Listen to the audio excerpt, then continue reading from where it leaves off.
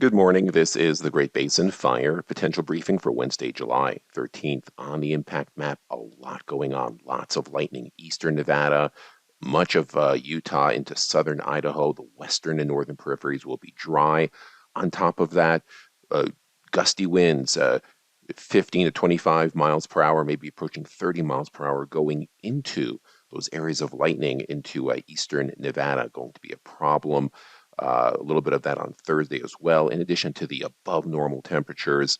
The good news is by the Friday, we should see wetter storms across most areas, especially Utah, maybe a mix of wet and some dry further upwards. But the next 2 days are going to be extremely critical. Lots of lightning on the right-hand side, you can see here, especially western Utah and all of Nevada into southern Idaho, and even a few specks up here into the central Idaho mountains.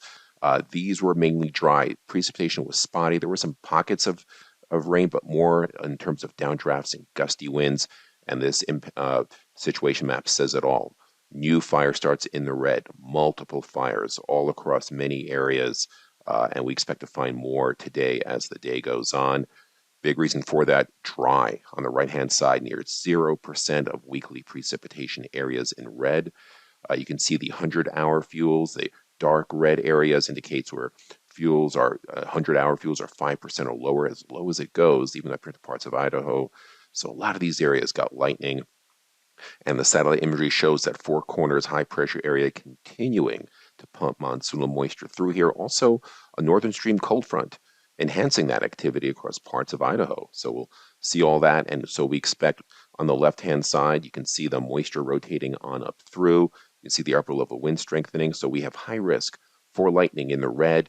Also high risk for winds, may not reach 30 miles per hour, but in these areas where we've had hundreds, if not thousands of strikes, even gusts into the mid-20s and low RH will be a problem. And we have the low humidity there in Nevada. You can see on the right-hand side, and the winds in the orange here gusting into the mid-20s, maybe even upper 20s through here.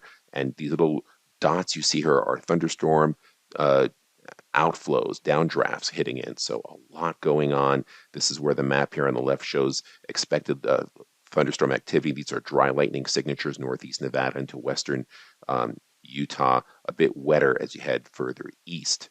Now, tomorrow, a deeper plume of monsoonal moisture. This could wet things down in most areas, except in northeast Nevada, where we continue with high risk for lightning. We have some moderate winds of maybe 10 to 20 miles per hour in that area. On the right, again, low humidity in the west, starting to come up in the east. And you can see that area of lightning again across here on the left-hand panel across northeastern Nevada. This will be getting wetter across Utah, be the third or fourth day in a row, but also some lightning up here in the southern Sawtooth. I have to watch that as well. On Friday, the monsoonal activity starts shrinking on up a little bit. Notice all the green here in eastern Utah and southern areas from the recent rains. They'll have high humidity down there. Still some thunderstorms through there. 3-day precipitation totals shown here, much more scant as you head further west. Saturday, still some isolated monsoonal activity down in the south. High pressure still in control, hot and dry in most areas. And then as we go into the week, you can see Sunday, Monday, Tuesday, high pressure. Things get hot and stay hot. They start getting drier. The monsoonal activity disappears for the most part. So we'll see what we are left with in terms of fire activity. 7-day precipitation totals.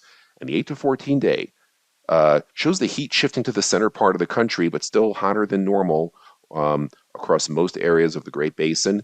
The monsoonal activity still clipping far eastern Utah, but shifting further to the east. So that means more dryness across most of the Great Basin. This concludes our briefing. Have a great day.